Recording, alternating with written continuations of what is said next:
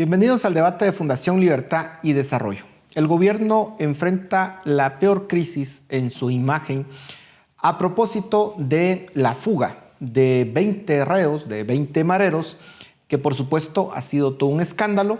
Y hoy queremos hablar sobre las repercusiones de este hecho para el gobierno, las declaraciones que ya dio el presidente Arévalo y en general cómo se ve el panorama político para Guatemala con este hecho. Para ello hemos convocado a dos expertos, Douglas González, analista político, y Axel Romero, experto en seguridad ciudadana. Douglas, quisiera empezar primero por la parte política.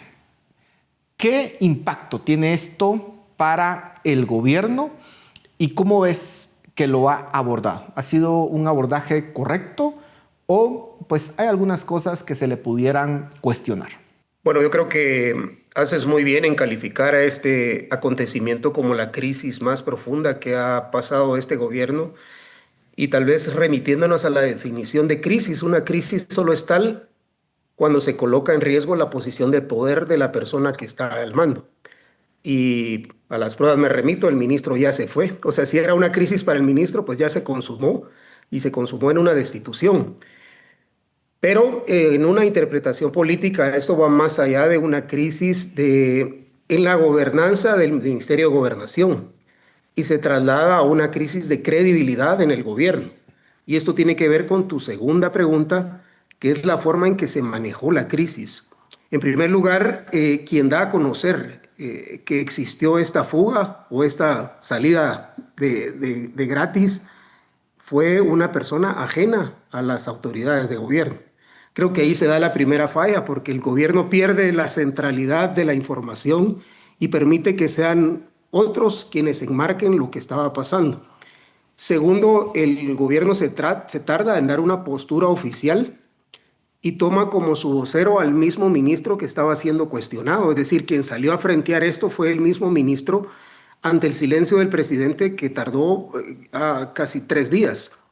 Entonces yo creo que esto, en la forma en que se atendió mediáticamente la crisis, pues permitió que muchas narrativas se instalaran y que la versión del gobierno, que a la fecha todavía no la conocemos, a pesar de que el presidente ya anunció medidas, la más drástica es obviamente la destitución de las cabezas del Ministerio de Gobernación, todavía no tenemos una interpretación oficial de qué pasó, ¿verdad? Los ciudadanos todavía tenemos esa duda de qué pasó.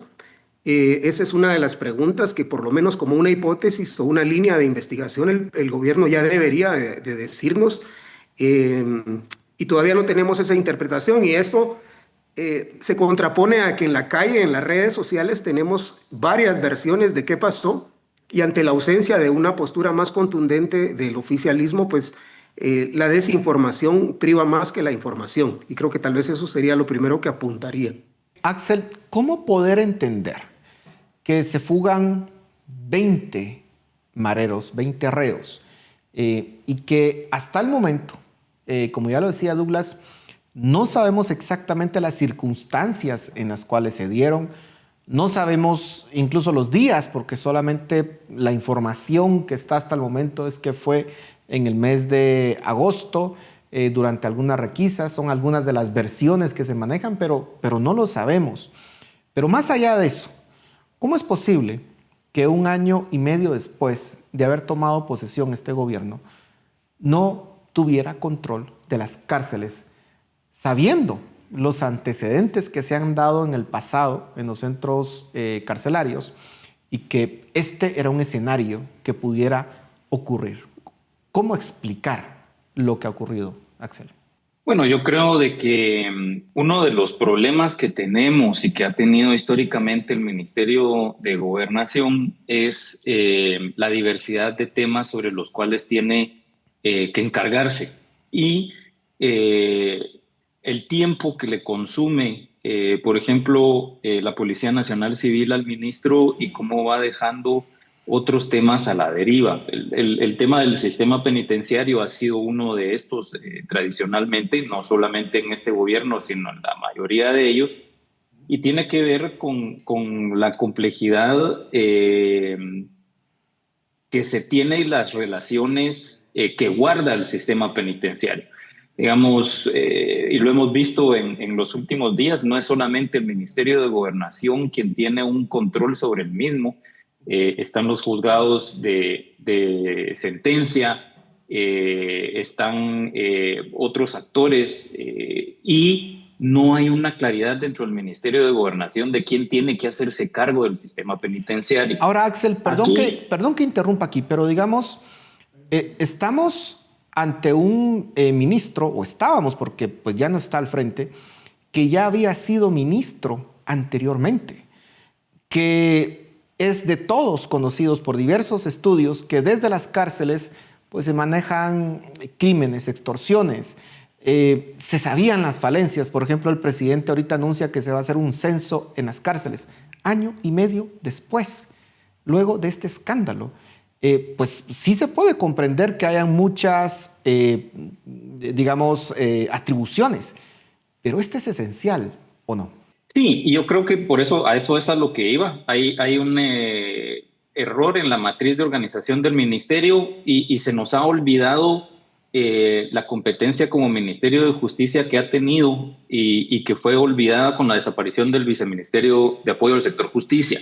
Y esto para mí es uno de las fuentes de este mal manejo de las cárceles dentro del Ministerio de Gobernación. La función del Viceministerio de Apoyo al Sector Justicia era precisamente el tema del control de las cárceles y las relaciones con la investigación criminal y los juzgados contralores de la investigación y de la condena.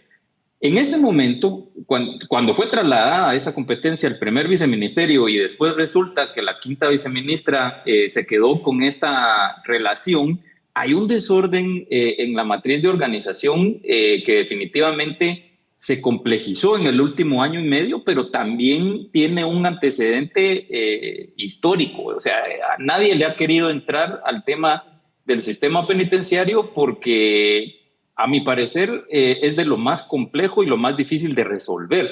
Entonces se ha venido teniendo un proceso de generación dentro del control, en donde prácticamente se ha dejado la deriva, y es que esa es la verdad. Douglas, analicemos ahora las declaraciones del presidente.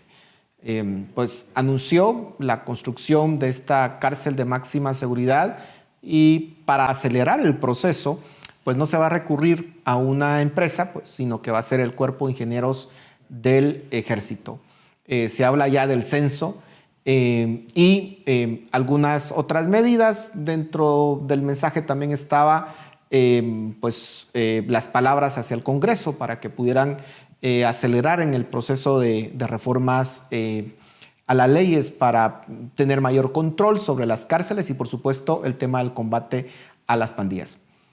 ¿Cómo ves ese mensaje? Ya hablamos de que es un mensaje tardío, pero ¿es suficiente? ¿Está, digamos, a la altura de lo que las personas esperaban, dado este contexto tan complejo? Yo creo que ataja parcialmente varias de las interrogantes que quedaban en el camino. Y creo también que el Congreso de la República ayer, en esa sesión maratónica que tuvieron, le resolvieron varios de los problemas que el presidente plantea acá como soluciones. Por ejemplo, la construcción de la cárcel va incluida dentro de esta reforma que se está haciendo, y incluso con esa misma modalidad de la construcción por parte del Cuerpo de Ingenieros del Ejército. Es decir, afortunadamente para él está anunciando algo que sí puede cumplir. Y lo puede cumplir en el plazo que lo está ofreciendo, porque ya esta ley está en tercera lectura, seguramente se va a incluir en el presupuesto, y es algo que la coyuntura misma le demanda tanto al organismo legislativo como al ejecutivo. Lo del censo es una cosa muy interesante porque, en primer lugar, como bien lo haces notar, lo que nos indica es que no se tiene un control estricto de quiénes, cuántos y en dónde están. Y eso nos lleva a la otra interrogante que, insisto, tenemos un déficit de información de todo lo que necesitamos saber acerca de este caso, porque todavía en el ambiente existe la pregunta si son solo esos 20 y si son solo de esa mara, porque hay una versión que apuntaría a que también fueron liberados de la otra pandilla, de la Mara Salvatrucha, otro tanto de reos que desconocemos. Pero, por ejemplo, una de de las respuestas esperadas que hubieran podido atajar esta crisis también de información que hay, era decir, miren, fueron solo estos 20 y no hay más, ¿verdad? Pero esa pregunta todavía sigue en el aire y creo que este censo busca de alguna forma atajarla. No sabemos cuánto tiempo va a tardar, pero por el bien del gobierno y de la población misma esperaríamos que lo más pronto posible nos pudieran dar la certeza de que no hay más, ¿verdad? Para tranquilidad de la población, dentro de lo que quepa la palabra tranquilidad. Y otra medida que anuncia el presidente que yo quería hacer referencia es que, bueno, dos, la primera, que es un poco disonante con el estilo socialdemócrata del presidente, que es sacar al ejército a las calles, normalmente es una propuesta más de derecha, ¿verdad? Más vinculada a los sectores de derecha que hacen poder. El presidente, de hecho, ha mantenido, cuando uno lee los estudios en temas de seguridad democrática, ha mantenido más una postura de las fuerzas de seguridad en manos civiles.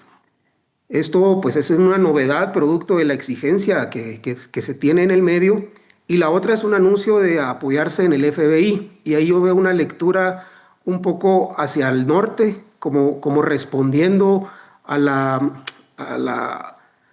al comunicado que hizo la Embajada de Estados Unidos, calificando como inaceptable este acontecimiento, habida cuenta que 15 días antes habían declarado a este grupo como terrorista. Y por el otro lado, manda un doble mensaje también cuando dice no estamos solos. Y ese es un mensaje más hacia lo local. Para los actores que alrededor de esta crisis también pretenden acercarse y o aprovecharse de esta crisis para tener mayor influencia en el Ministerio de Gobernación, les está diciendo, miren, no estoy solo. Y las medidas que vamos a tomar acá las vamos a tomar en conjunto con el gobierno de Estados Unidos. Entonces creo que eso también sería de resaltar, aunque lo dejó entre líneas el presidente, pero creo que si lo puso ahí en su texto es porque tiene algún sentido de transmitir esa información hacia determinadas personas. Axel, ¿cuál es el estado en el cual se deja este Ministerio de Gobernación? Pues es una salida bastante desafortunada, pero las nuevas autoridades, que hasta el momento en que grabamos este programa todavía no las conocemos, ¿qué es lo que van a encontrar y cuáles son esos retos? Bueno, yo creo de que van a encontrar un ambiente fragmentado. Definitivamente mucho de lo que está pasando tiene que ver con filtración de información, desconfianza dentro del equipo y desorden en la parte operativa. Entonces, uno de los retos principales es la de ordenar la forma en que se gestiona el despacho ministerial.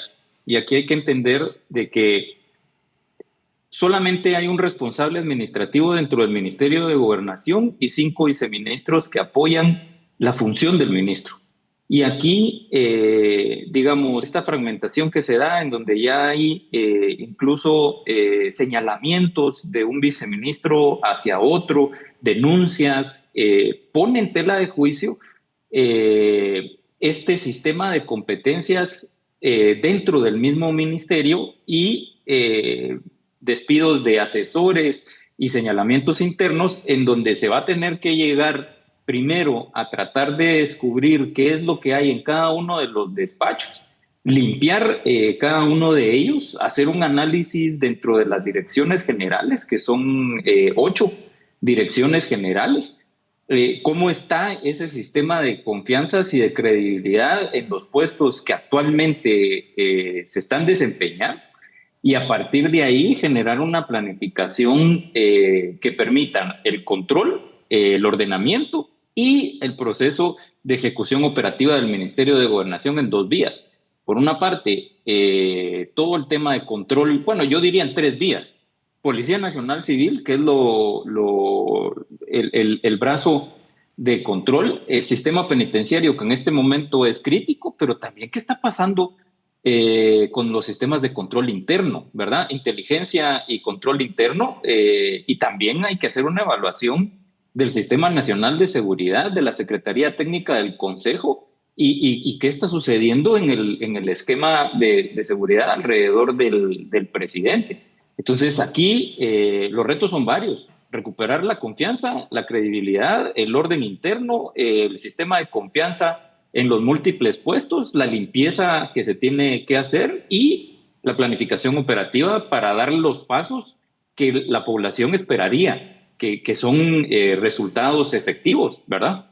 Ya se nos está terminando el tiempo, pero rápidamente, Douglas, ¿cómo recuperarse de un golpe como este?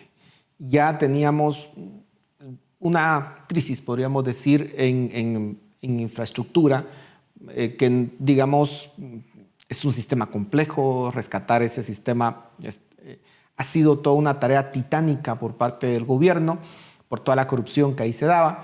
Y el resultado es carreteras que no se les ha dado mantenimiento, con un invierno bastante copioso y que está de alguna forma cayéndose la infraestructura. Y eso, por supuesto, ya es un desgaste importante. Pero ahora es este golpe, que por supuesto la inseguridad había incrementado durante el 2025 y ya existía la percepción que estaba de alguna forma fuera de control el tema de la seguridad. Pero ahora esto es un golpe fulminante, podríamos decir. ¿Cómo recupera el gobierno esa credibilidad y esa confianza ciudadana, Douglas? Yo creo que interpretando el origen principal de la crisis, y bien lo apunta Axel, al interior del Ministerio de Gobernación existen diferentes vertientes e incluso diferentes bandos, literalmente. Y creo que esa fractura que hay ahí es el origen, primero, que las cosas no caminen bien, y segundo, el origen de estas filtraciones internas que le generan esta crisis al gobierno. Entonces, lo primero sería corregir esa fuente que existe ahí de disidencia interna que le juegan en contra al propio gobierno. Y segundo, recuperar la confianza en la población, recapturando lo más pronto posible a la mayor cantidad de estos pandilleros. Yo creo que ese sería un mensaje muy importante, que el gobierno está tomando el control nuevamente de la situación de seguridad, y un reto para las nuevas autoridades de, en el menor plazo posible, devolverle la confianza a la población y obviamente recapturando a estos pandilleros. Yo creo que con medidas como esas, pues obviamente el presidente va a ir saliendo de la crisis y pensando en la segunda fase, que ya es la recuperación institucional, tanto del sistema penitenciario como de gobernación y de la policía. Axel, en los pocos segundos que nos quedan, ya la población, pareciera que las mismas autoridades se enteraron de forma tardía de esto. Ya han pasado semanas, si es que esas versiones son ciertas, desde que estos pandilleros se huyeron. ¿Qué tan probable es que se les pueda recapturar? Y sobre todo, pues que han tenido todo el tiempo del mundo para, de alguna forma, tener una estrategia para esconderse. ¿Qué tan probable es? Pues yo creo que sí es probable.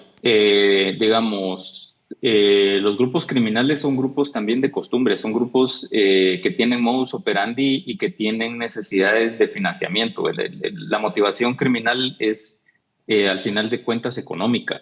Entonces, con un buen trabajo que ha sido demostrado en otras oportunidades, y hay ejemplos en procesos de recaptura, en procesos de análisis, investigación, escuchas, seguimientos, etcétera. Creo que si enfocamos las baterías en hacer el seguimiento, la búsqueda y la identificación de personas, yo creo que sí se puede tener un resultado positivo en corto plazo si hay la suficiente claridad de en dónde concentrar los recursos y en dónde y colocar a las personas idóneas que tengan esta capacidad de investigación, de operaciones y de encontrar resultados. Yo creo que es muy factible hacerlo en tiempo prudencial. Pues esperamos que así sea y que puedan ser recapturados, porque ya como ustedes lo han mencionado, de eso depende bastante, que se pueda recuperar la confianza en las autoridades encargadas de seguridad, pero también en el mismo gobierno. Así que, Douglas, Axel, muchas gracias por su tiempo, por su análisis, y a ustedes en casa, muchas gracias también por su atención. Nos vemos la próxima semana.